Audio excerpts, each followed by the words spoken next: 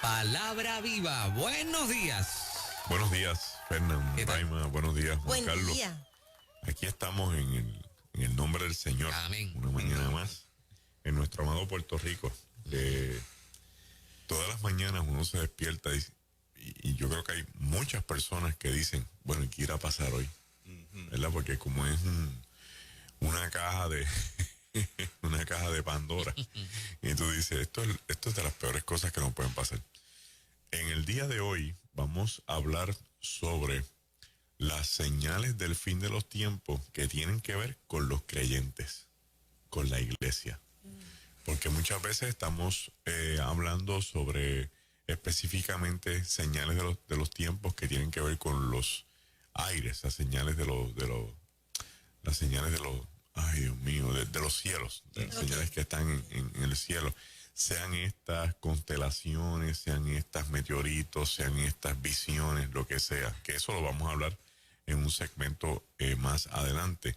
También estamos hablando por encimita de las señales que tienen que ver con la tierra. Estas son las que tienen que ver con el hambre, la escasez, las guerras, los terremotos y todo este tipo de eventos que hemos estado mirando y que hemos dicho en esta sección que en los últimos 100 años el aumento de todo este tipo de señales ha sido desmedido.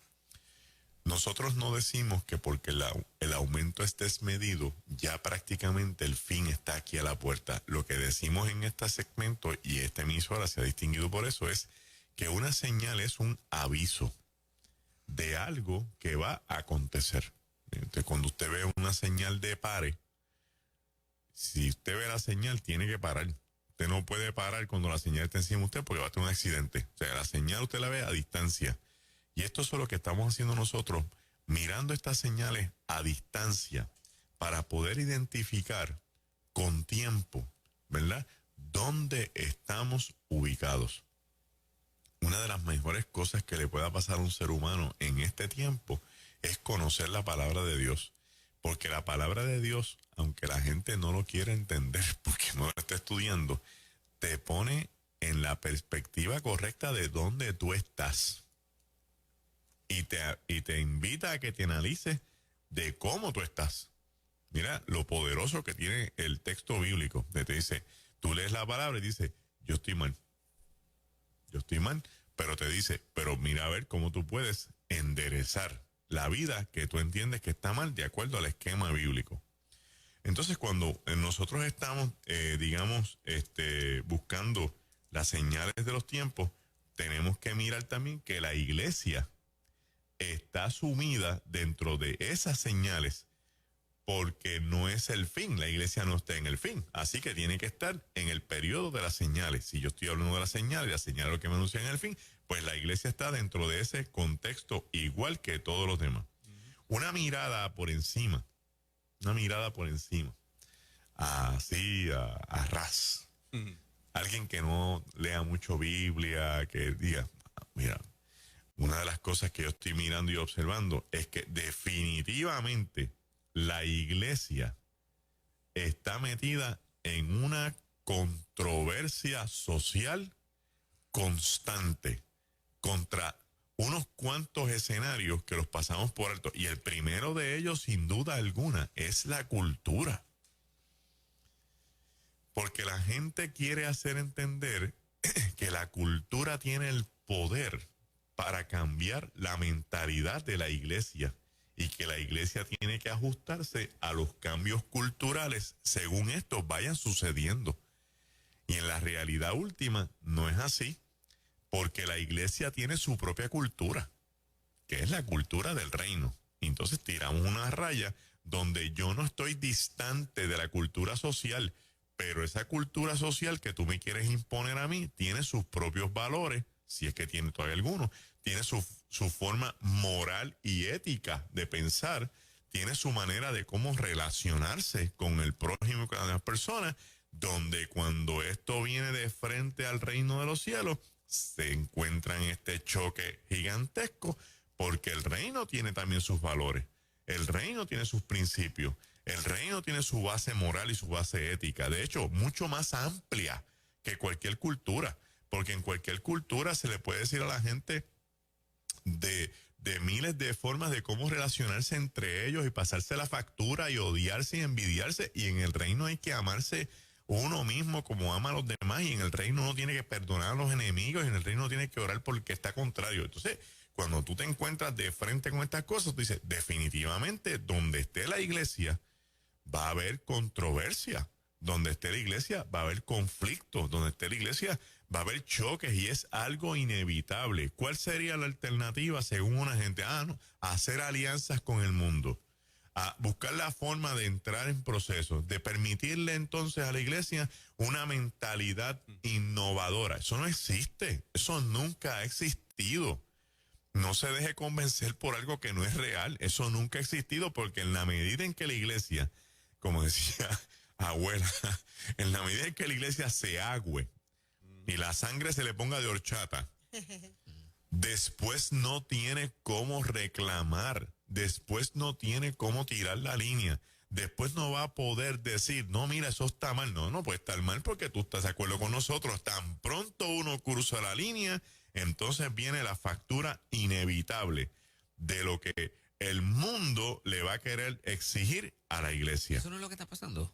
¿O un poco? Definitivamente, eso es lo que está pasando. Bastante. Y hace tiempo, no solamente bastante, sino que ya hace tiempo el mundo ha logrado entrar dentro de la iglesia para establecer la norma de cómo la iglesia debe vivir la vida para que se sienta bien, pero con el mundo entero y para que tenga esta posibilidad de coexistir unos con los otros. Romanos 12:2. No se amolden al mundo actual, sino sean transformados mediante la renovación del entendimiento. No se amolden al mundo actual. Exactamente lo que tú estás diciendo, que la iglesia nunca se acomoda a los parámetros del mundo. No hay forma alguna, y hay gente que entra en estos dilemas, en estas luchas, porque entonces entran en la lucha porque cambian los issues. Ese es el famoso fact check de nuestro tiempo.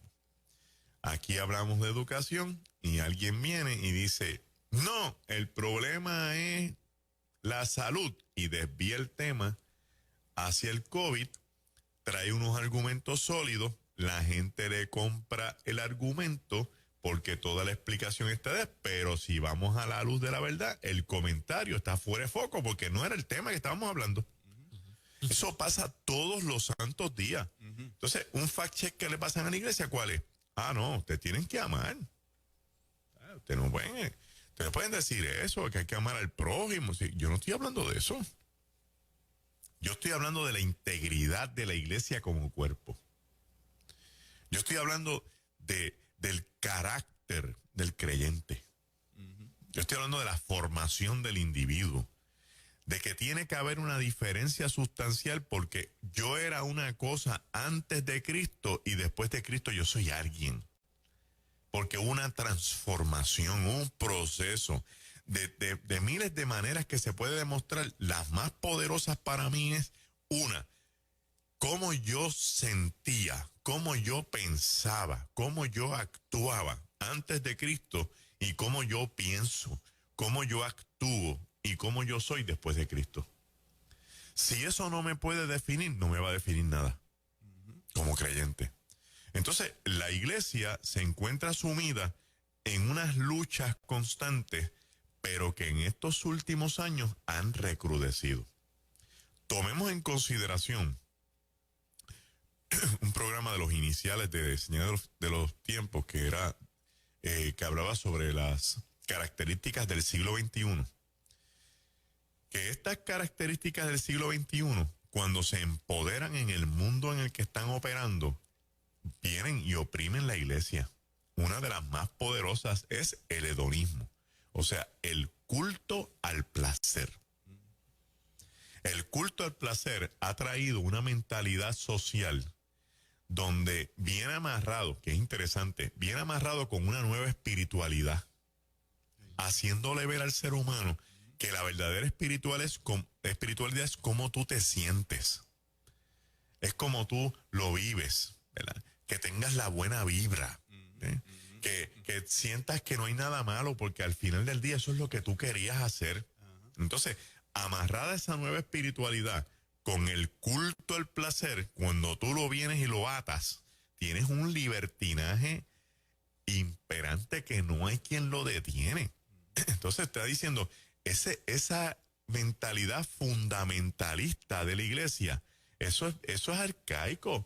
Y mira los ataques contra la iglesia y contra el mensaje del evangelio dentro de esa perspectiva. La primera, que un mensaje de hace 20 siglos no puede ser efectivo el día de hoy.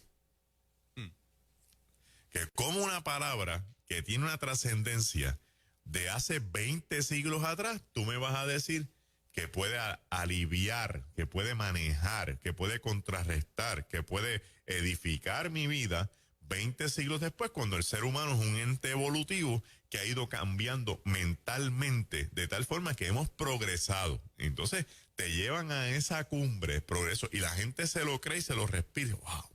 ¡Qué mucho hemos progresado! ¿En qué es que hemos progresado? Porque yo te puedo decir que el progreso que estamos viviendo nos ha llevado para atrás en montones de cosas que todavía no sabemos ni cómo manejarlas. Hemos progresado tanto que tenemos un COVID-19 desde marzo que nos tiene las manos amarradas a todo el mundo en economía, en salud, en educación, en política, en cultura, en religión, en todos los aspectos, y con tanto que sabemos y conocemos, no hemos podido resolverlo. Hemos progresado tanto y tanto y tanto y tanto que hay un afiche, ¿verdad? Que lo vi otros días porque Zaira me lo enseñó, donde había un teléfono de los de antes, esos teléfonos negros ahí en las casas con un cable, y el afiche decía, cuando el teléfono estaba atado, nosotros éramos libres. Definitivo. Ahora el teléfono es libre, nosotros estamos atados. O sea, tenemos tanto progreso que la tecnología nos ha amarrado las manos. A mí me encanta cuando Alex Ochar habla, porque el profeta de la tecnología lo que está diciendo es, oye, la tecnología ha sido tan buena y tan efectiva, pero no hemos podido salirnos de ella, y no te vas a salir de ella porque ya tu sistema, de tu perfil, de tu persona, todo lo que tú escribes, todo lo que tú compras, todo lo que tú dices, está sumido y metido dentro de ese proceso.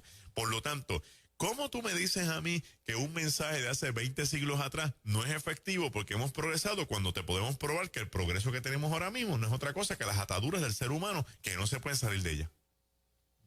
Además, el mensaje de hace 20 siglos atrás, ese que está escrito aquí, que le llaman arcaico, fundamentalista, anticuado, totalmente desacertado, cavernícola, prehistórico, mil cosas de las que nos han escrito, todavía está vigente porque los problemas del ser humano no han evolucionado.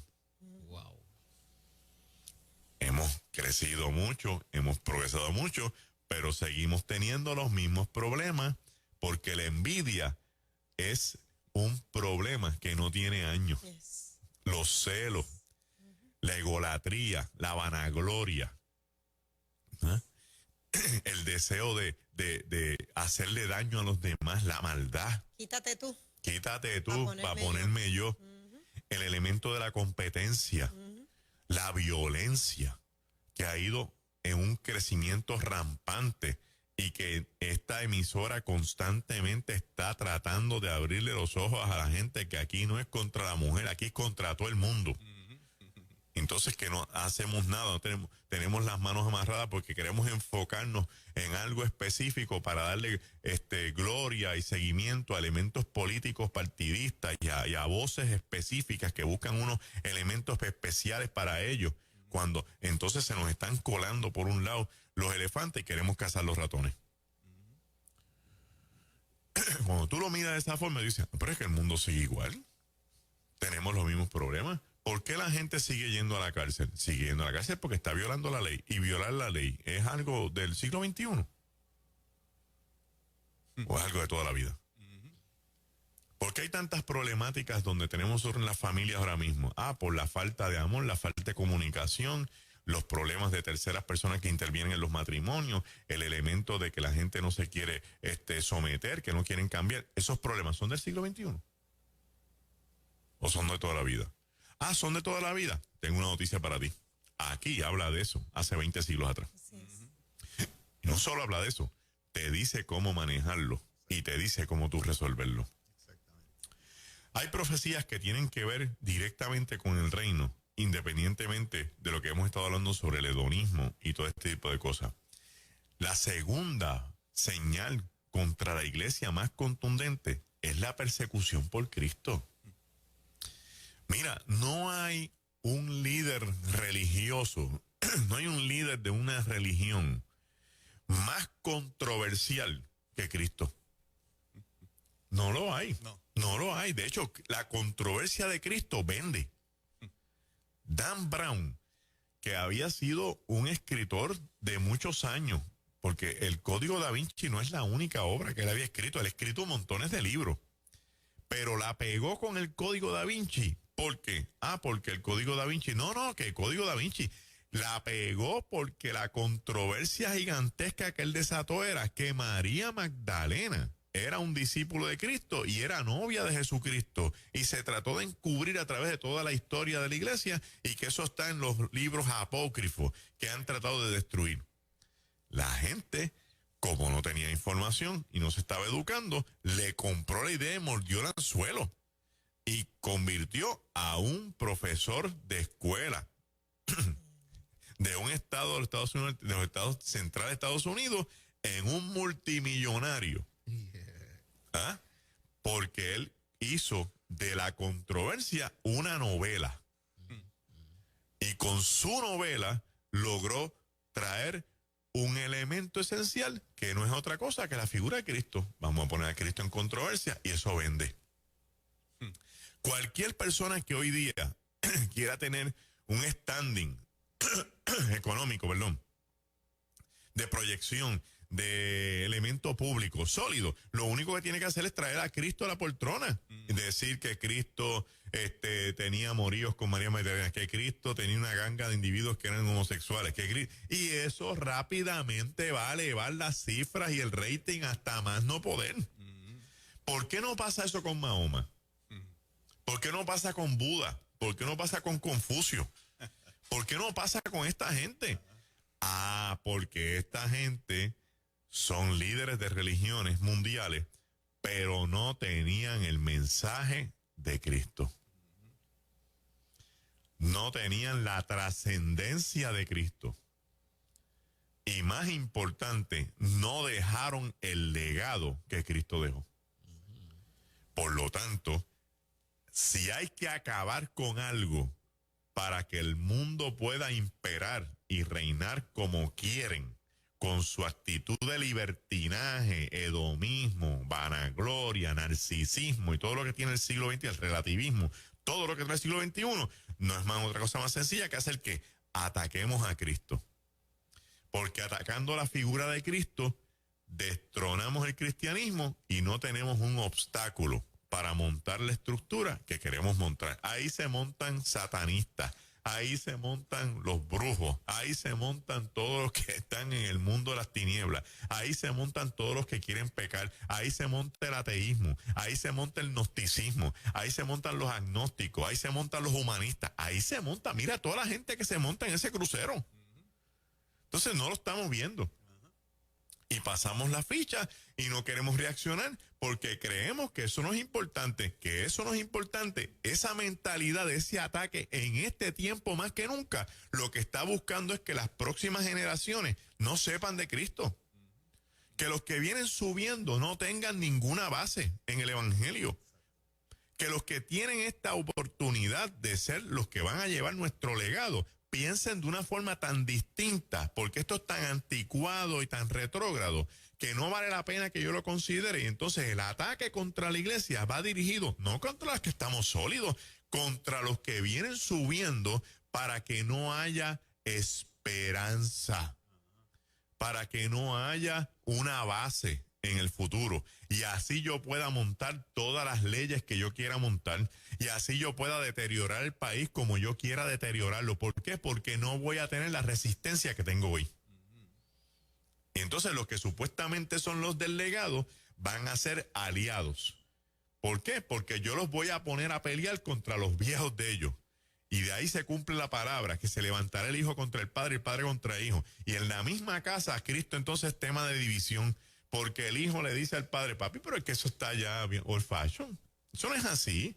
Tú estás bien fuera de foco, o sea, tú estás en un mundo que no existe. El mundo tuyo es la iglesia. Y ese ataque no es otra cosa que estar sembrando las bases para debilitar la posibilidad de que el evangelio trascienda nuestras generaciones a futuras generaciones. No estoy hablando de futuras generaciones de aquí a 20 años, futuras generaciones de aquí a 5 años.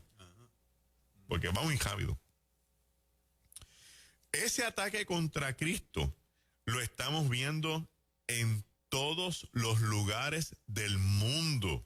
Mientras nosotros estemos en la tierra, la iglesia tiene que tener en mente que el reino del mal no va a adelantar su agenda como quiere. ¿Por qué no la va a adelantar? Porque la iglesia le ofrece resistencia a cuando Cristo salió y dijo, hasta aquí llegan las puertas del infierno, estableció que hay un reino del lado de allá y hay un reino del lado de acá que van a chocar y que no hay forma alguna de que ese reino se pueda imponer porque la iglesia está presente. Por lo tanto, ataquemos la iglesia. ¿Por qué atacar la iglesia? Porque la iglesia son los representantes de Dios.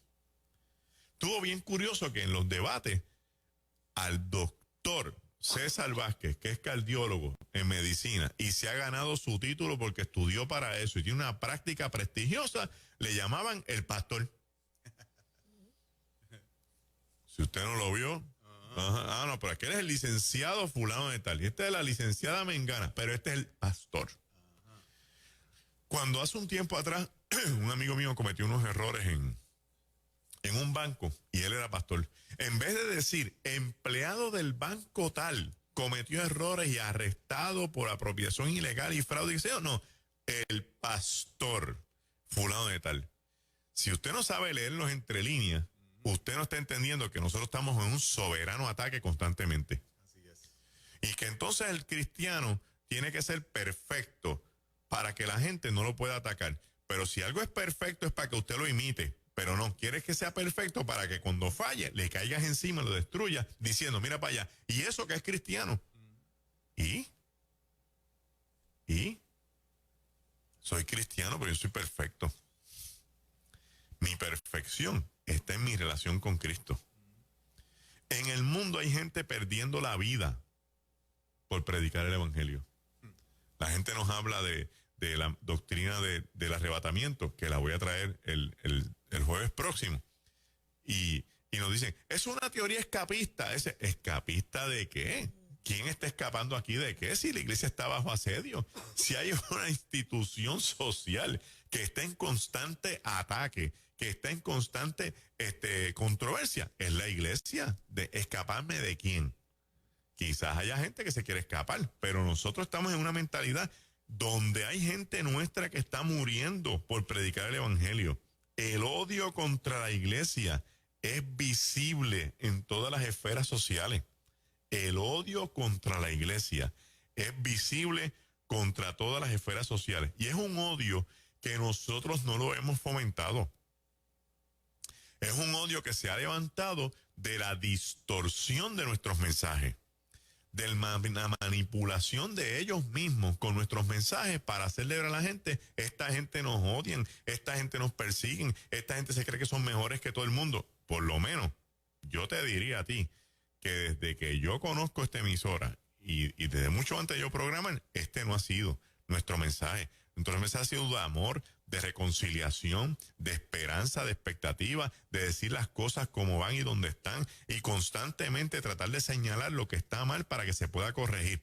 Pero la gente distorsiona nuestro mensaje y viene a la carga a caer encima diciendo, esta gente son malos, esta gente son responsables de X, Y, Z cosas, y eso lo que hace es que fomenta la efervescencia del odio en contra de nosotros. Muchas de estas cosas logran hacer, que gente de la iglesia abandone la fe. Y entonces yo me voy a retirar. Yo no quiero seguir el cristianismo. Yo no voy a ir más a la iglesia. Y tenemos prácticamente 3 grupos. Los pródigos, los apóstatas y los que se enfrían. Vamos a mirar los 3.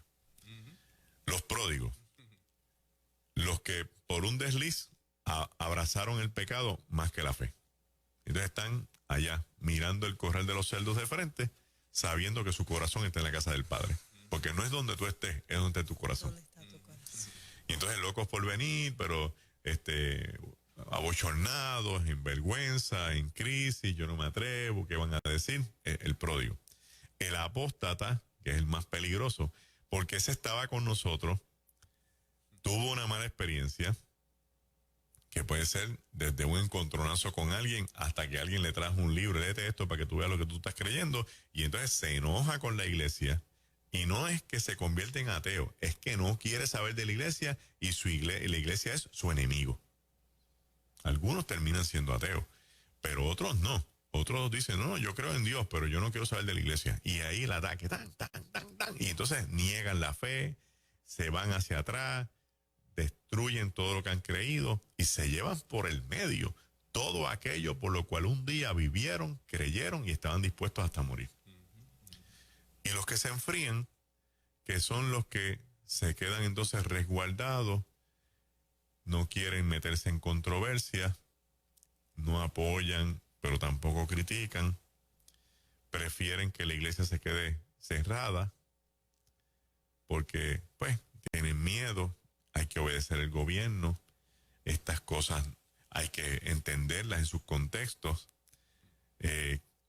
no critican, no empujan, pero tampoco adelantan la fe.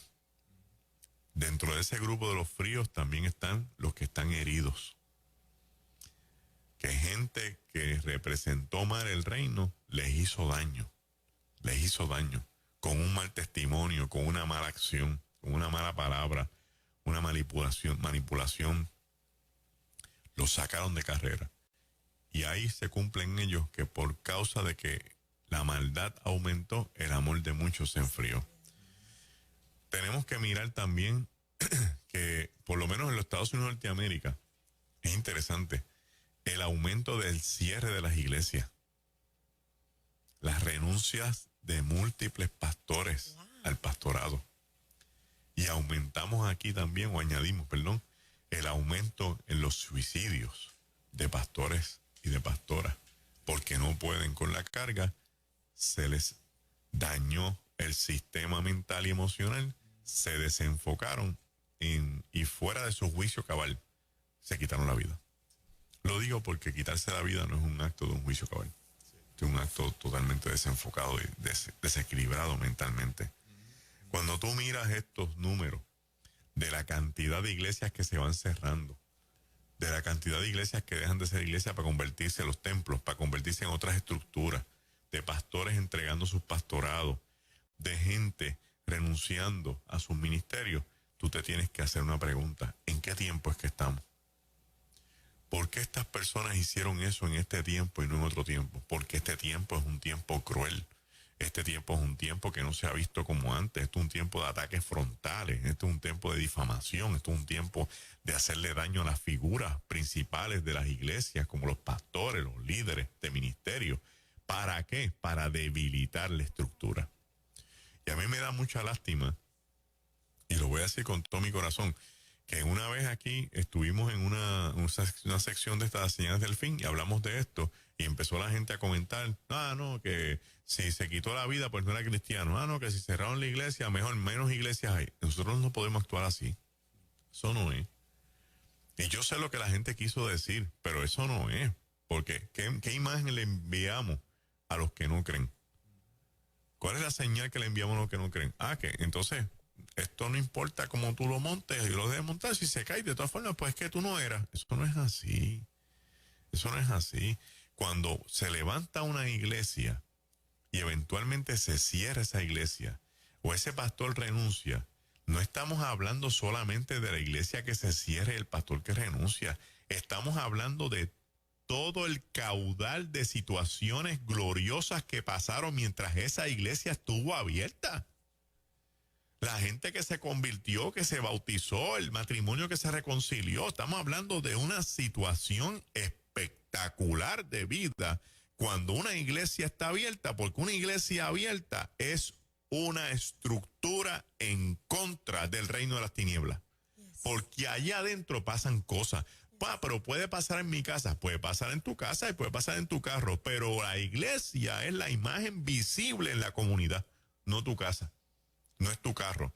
Cuando hay una iglesia en un bloque, en ese bloque de casa, la gente sabe que en aquel sitio que está allí se reúne un grupo de gente a adorar un Dios que le va a responder con algún tipo de milagro. Una de las cosas más impresionantes que yo viví en mi vida, que he vivido en mi vida, se dio en el barrio San Isidro de Canóvana. Porque el barrio San Isidro de Canóvana es como un pueblo dentro de otro. Es enorme. La cantidad de parcelas todas agrupadas es una cosa intensa. Y hay muchas iglesias, dentro de las parcelas hay muchas iglesias. Y a mí me invitaron a predicar a una de las iglesias. Y yo fui y me metí en la iglesia que no era. Y lo que yo no hago nunca, yo no llego a una iglesia y me subo al altar. Yo siempre llego y me quedo atrás sentadito. Y ese día, qué sé yo, que me picó, que yo fui hasta el altar y me senté en el altar. El día que menos debió pasar. El que no era. Entonces, cuando yo subo al altar, el pastor me mira. Y yo lo miro y la mirada no era de qué bueno que llegaste. Entonces yo dije, aquí pasó algo. Y viene, se me acerca y me dice, ¿tú eres Magdiel? Y yo, sí. A ti te esperan en la iglesia de la esquina. Ay. ¿Y cómo yo me bajo de aquí ahora? No, tranquilo. Te va a costar un domingo. Pero yo te voy a resolver esto. Está bien. Se para el pastor y empieza a decir, bueno, aquí tenemos al hermano Magdiel Narváez, que va a predicar en la iglesia de nuestros hermanos aquí al lado. Y vino a saludarnos. Y eventualmente estará con nosotros predicándonos un domingo. Así que un saludo y dejamos ahí, gloria a Dios. Qué detalle. Ese es el hombre más sabio del mundo. Muchacho, deja eso. Yo dije, este hombre, el Espíritu Santo lo maneja como quiere. Para esos hermanitos, tú eres lo máximo. Sí, imagínate, yo fui a saludarlos. Qué diferencia. Y del culto que tuvimos el domingo después que yo fui a predicar fue una cosa gloriosa, tú sabes. Entonces, por el amor de los hermanos. Entonces yo me salí de allí, tú sabes, por la esquina, por los zócalos, me monté en el carro y llegué a la iglesia donde me estaban esperando. Pues esta iglesia donde me están esperando es una iglesia que está en un segundo piso. Entonces estas casas que se construyen, la gente las construye como quiere, y especialmente cuando la gente tiene una buena parcela, hay muchos puertorriqueños que la aprovechan bien y hacen sus buenas casas. Esto era una señora casa y encima la iglesia, el templo. Entonces yo subo y allí habían fácil 200 personas en un segundo piso, cómodos. 3 guitarras eléctricas, un bajo, una congregación de panderetas, una batería que tenía no sé cuántos drums y aquellos coros encendidos hasta más poder, con algo interesante, no había aire acondicionado. O sea, que todo aquello se oía en toda aquella parcela. Entonces, y yo me acerco al pastor y le digo, varón, ¿cómo tú haces para que los vecinos tuyos no tengan una contienda contigo? O sea, porque de verdad, esto está bien bragado aquí. Esto suena duro. O sea, y en el eco de la noche se oye más duro todavía. Se echó a reír, me dijo. Mira, tacho, mira. ¿Tú ves aquella esquina que está allá abajo? Sí. Allá había un punto de droga. Desde que nosotros llegamos aquí, ese punto ya no está. En esta otra esquina de acá, había un punto de prostitución. También se fue con los panchos. Y aquí abajo había un liquor store. Y lo cerraron porque no aguantaban el ruido. Los vecinos están felices. Y aunque algunos no vienen a la iglesia, lo que nos han dicho es, no se vayan. Porque mientras ustedes han estado aquí, se limpió el barrio. Wow. ¿Sí? Entonces, ¿qué sucede? No me puedes decir que una iglesia presencial no hace la diferencia en una comunidad. No puedes decirme eso. No puedes decir que el evangelio ahora está mejor que antes a través de los medios tecnológicos, porque realmente hace falta la presencia y la visibilidad del cuerpo de Cristo en los lugares donde se encuentran. Magdiel, escuchándote decir de la cantidad de iglesias que han cerrado, pastores quitándose la vida y demás, me pregunto, muchas veces entonces cantamos por cantar y repetimos una palabra por repetirla, porque, por ejemplo, la alabanza, aunque no pueda verte, yo sé que tú estás obrando. Imagínate. Una alabanza tan poderosa como esa, pero entonces no estamos viendo que está ocurriendo nada a nivel, ¿verdad?, de nuestros ojos físicos. Pero entonces decido retirarme, decido quitarme. Entonces, ¿dónde está la palabra que profesé en el altar? Claro, sí. Yo entiendo que hay pastores que se están cuidando también porque son alto riesgo y demás, pero quizás pueden dejar a alguien a cargo. Claro que sí. O sea, quiere decir que entonces esa palabra no estaba tan interna o entraron en un momento de colapso. Sí, en Estados Unidos, que es donde está pasando este fenómeno, más que en ningún otro sitio, de iglesias cerrándose y pastores quitándose la vida, la realidad es que tú te empiezas a preguntar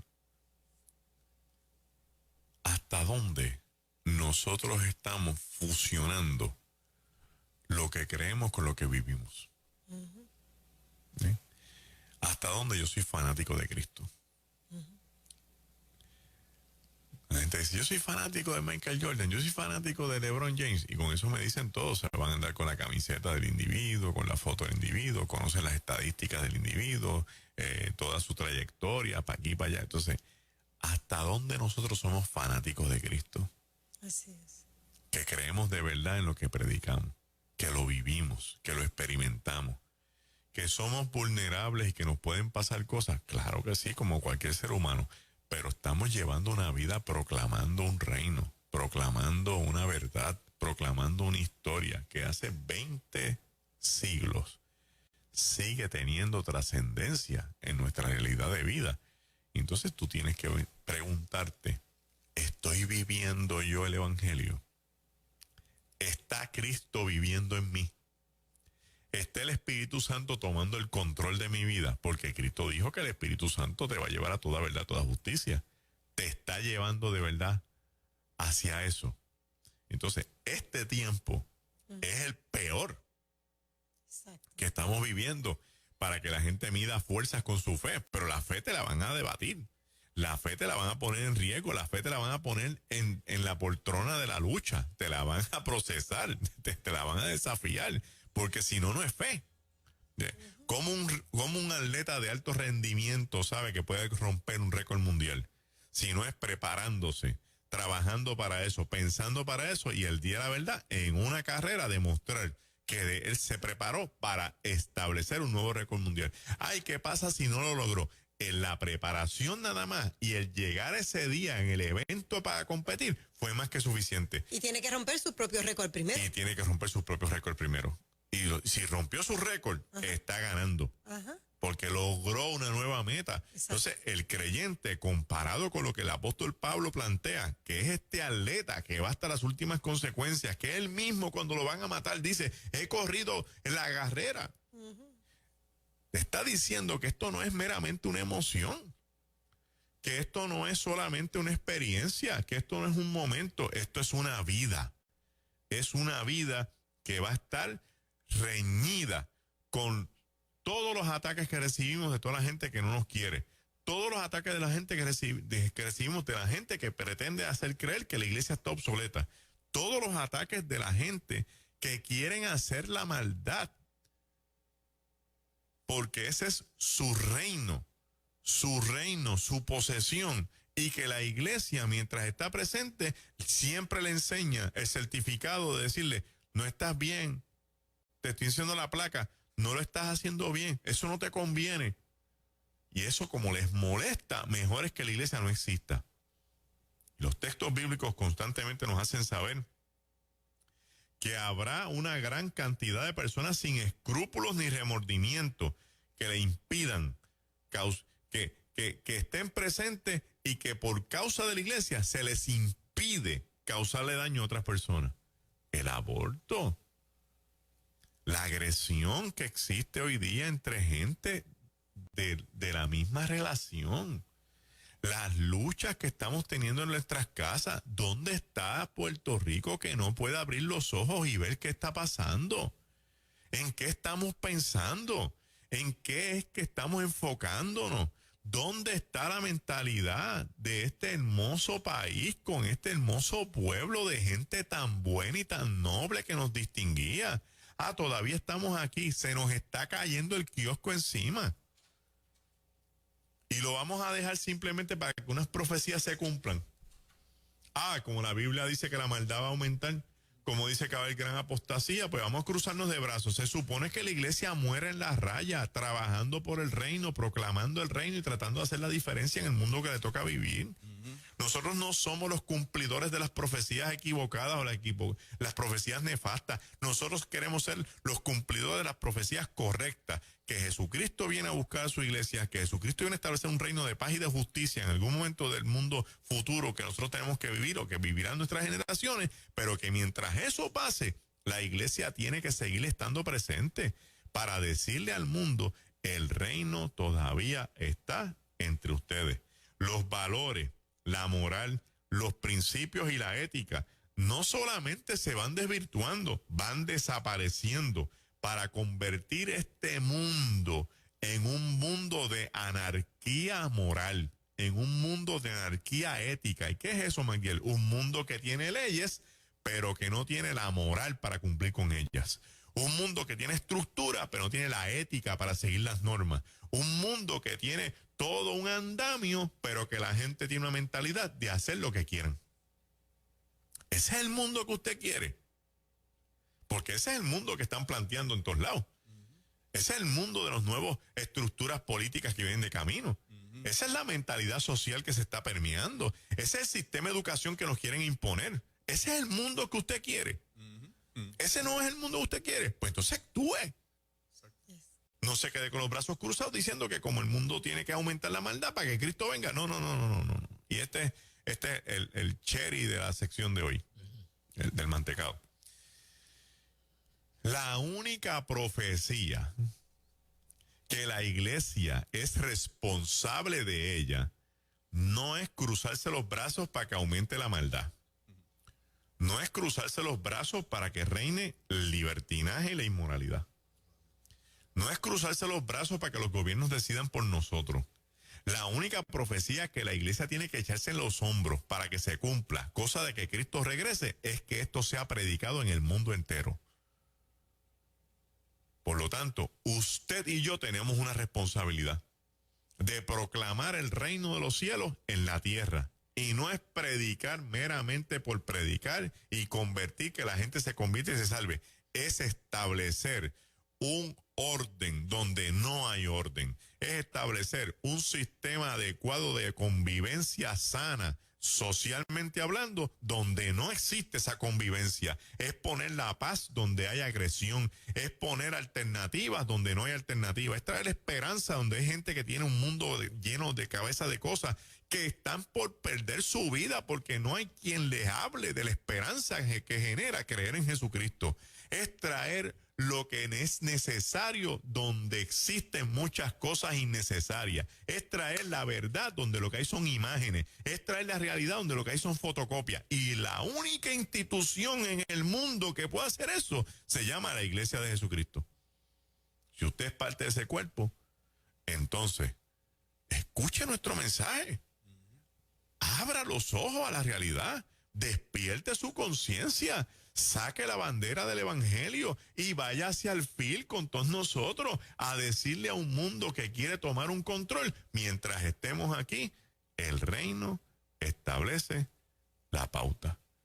Que el Señor te bendiga en esta mañana. Matiel, antes de que te vayas, te tengo una pregunta. ¿Quiere decir que hay gente que pueda ver esto como la voluntad del Señor y se han quedado de brazos cruzados? Sí, hay.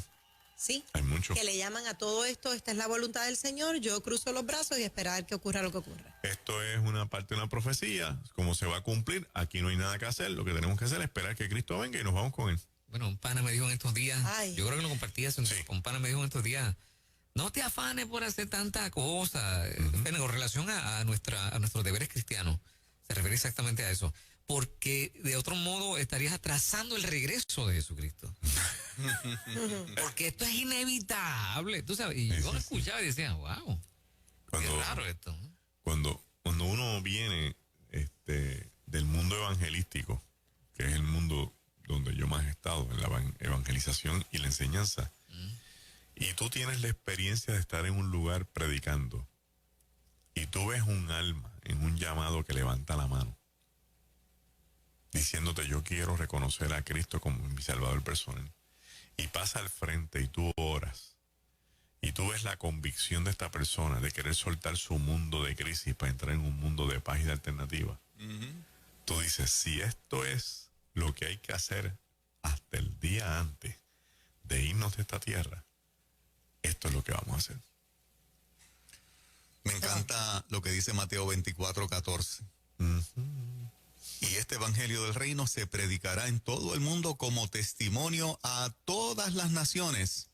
Entonces vendrá el fin.